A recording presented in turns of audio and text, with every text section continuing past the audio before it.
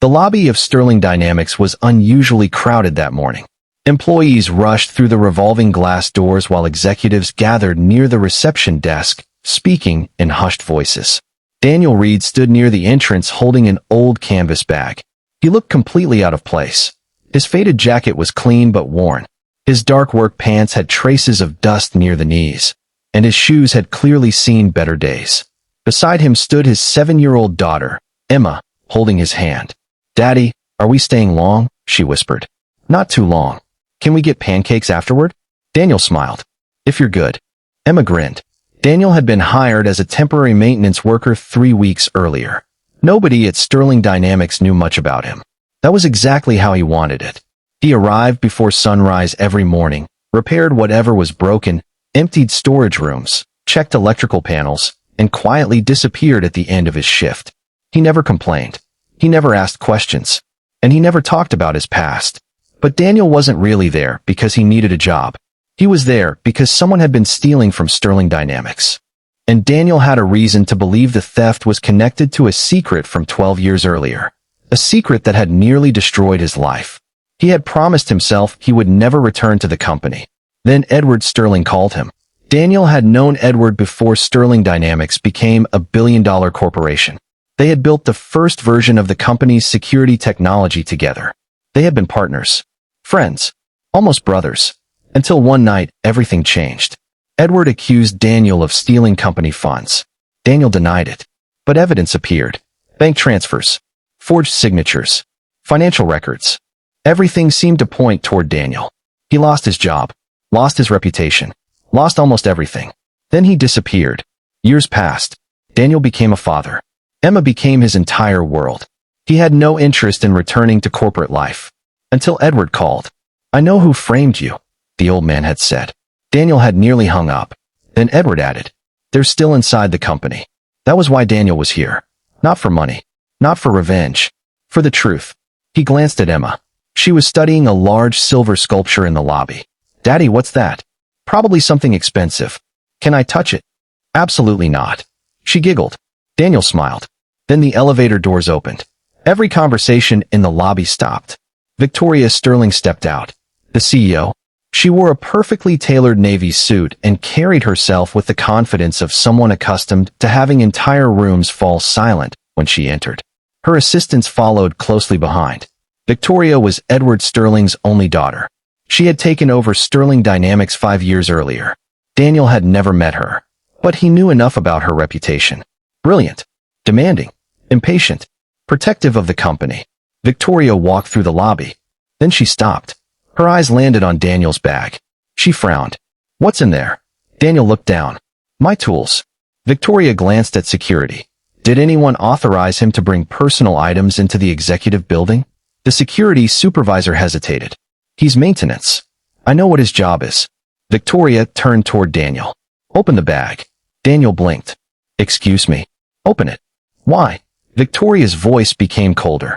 "We have confidential documents missing from the executive offices." Daniel frowned. "I don't know anything about that." "Then you won't mind proving it." Emma squeezed Daniel's hand. He looked down at her. "It's okay." Then he looked back at Victoria. "I'll open it." He placed the canvas bag on the security table. The guard opened it. Inside were ordinary maintenance tools. A wrench, 2 screwdrivers, electrical tape, a flashlight, a notebook, a lunchbox, a water bottle, and a small wooden box. The guard reached for it. Daniel immediately said, "Careful." Victoria noticed. "What's in the box?" "A personal item." "Open it." Daniel looked at her. "It's not company property." Victoria crossed her arms. "Then you have nothing to hide." Daniel slowly opened the wooden box. Inside was an old photograph. Victoria stepped closer. Her face changed instantly. The photograph showed a much younger Edward Sterling standing beside Daniel. Victoria stared at it. "Where did you get that?" Daniel closed the box. "It's mine. My father is in that photograph." "I know. How do you know my father?" Daniel didn't answer. Victoria looked at the photograph again. Her voice became quieter. "Who are you?" Daniel looked directly at her. "Someone your father used to trust." Victoria's expression hardened. "That's not an answer." Before Daniel could respond, the security guard pulled an envelope from the bottom of the bag. "Ms. Sterling." Victoria took it. Her name was written across the front. She looked at Daniel. This is addressed to me. I know. You put it there? No. Then who did? Daniel glanced toward the elevator. Your father. Victoria's eyes widened. My father hasn't been in this building for months. Daniel said nothing. She opened the envelope. Inside was a single sheet of paper. She began reading. Her face slowly drained of color. Daniel watched her carefully. What does it say? Victoria looked up. My father wants me to meet him. When? Today. Where? She looked at the bottom of the page. The old laboratory. Daniel nodded. Then you should go. Victoria stared at him. You knew about this? Yes. How? Daniel looked toward Emma. Because your father asked me to make sure you received that letter. Victoria's eyes narrowed. Why would he trust you? Daniel didn't answer. Then the elevator doors opened again. This time, an elderly man stepped out. Edward Sterling. He looked tired. Much older than the photographs. He walked slowly into the lobby. Victoria stared at him. Dad. Edward looked at her. Then his eyes moved toward Daniel. For several seconds, he said nothing. Finally, he walked across the lobby. He stopped in front of Daniel. His voice trembled. You're alive. Victoria looked between them. What is going on? Edward didn't answer her. He looked at Daniel. I thought you'd never come back. Daniel's expression remained calm. I didn't intend to. Then why did you? You called. Edward nodded. I know. Victoria stepped forward. Dad, who is he? Edward looked at his daughter. Then at Daniel. Finally, he said, he's the reason this company exists. Victoria froze. What? Daniel lowered his eyes. Edward continued. Daniel Reed wasn't my employee. Victoria looked shocked. He was my partner. A murmur spread through the lobby. Several employees recognized the name. Victoria stared at Daniel. The Daniel Reed? Daniel didn't respond. Edward nodded. Yes. Victoria's face went pale. But Daniel Reed stole from the company. Edward closed his eyes. No. Victoria's voice shook.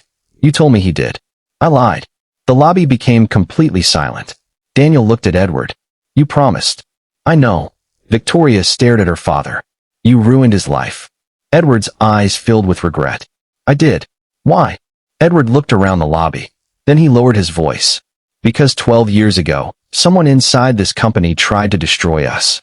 Daniel finally spoke. And they succeeded in destroying me. Victoria looked at him. Why? Daniel glanced at the wooden box. Because your father chose to protect you. Victoria shook her head. Protect me from what? Edward's voice was barely audible. The people who were trying to take control of Sterling Dynamics. Victoria looked confused. What people? Edward looked toward the security guards.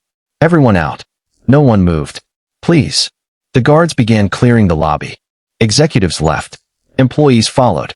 Within minutes, only Daniel, Edward, Victoria, Emma, and 2 trusted security officers remained. Edward looked at Daniel. Tell her. Daniel nodded. 12 years ago, I discovered that 3 board members were secretly selling our technology to a competitor. Victoria's eyes widened. Why? They wanted control of the company. Edward continued. They threatened me. Daniel looked at Victoria. They threatened your father first. Victoria whispered. What did they want? Everything. Daniel opened the wooden box again. Under the photograph was a tiny key. He placed it on the table. Your father kept the original evidence locked away. Victoria looked at the key. Where? Daniel answered quietly. The old laboratory. Edward nodded. That's where we kept the files. Victoria looked at her father. Why didn't you tell me? Because I thought the people responsible were still watching. Daniel looked toward the glass doors. They are. Everyone became silent. Then the lobby lights flickered. Daniel immediately looked up. He knew that wasn't an accident. A security alarm began to beep. Victoria looked toward the guards. What's happening? One guard checked his radio. Someone has accessed the restricted floor. Daniel grabbed his bag. Then we don't have much time. Victoria stared at him. Time for what? Daniel looked at her. To find out who has been waiting for us to come back. He took Emma's hand. And for the first time since he entered Sterling Dynamics, the quiet maintenance worker stopped pretending he was just another employee. Because the secret inside that old wooden box wasn't merely a photograph. It was the first piece of evidence that could finally prove Daniel had been innocent. And whoever had spent 12 years hiding the truth had just realized that Daniel Reed was back.